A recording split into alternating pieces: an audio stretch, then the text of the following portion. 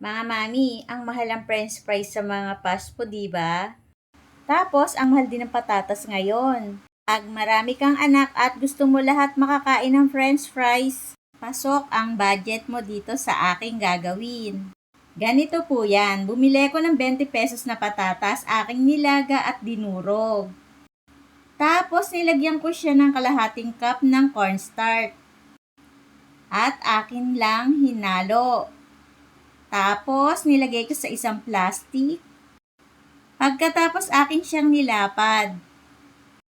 Laparin lang natin hanggang siya ay numipis. Ngayon, kuha tayo ng sangkalan. Alisin na natin yan sa plastic. At ating hihiwain ng pahaba-haba. Ayan. Ganyan po. Hanggang sa matapos natin siyang mahiwa lahat. Ako'y nakapagpainit na ng mantika. Ayan, atin nang iprito yung ating hiniwang patatas na may cornstarch.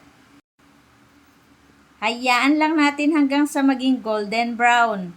Pag ganyan na po siya, hanguin na natin. Oh, di ba? Mayroon na tayong crispy french fries. Ketchup at mayonnaise lang ang katapat niyan, mga mami.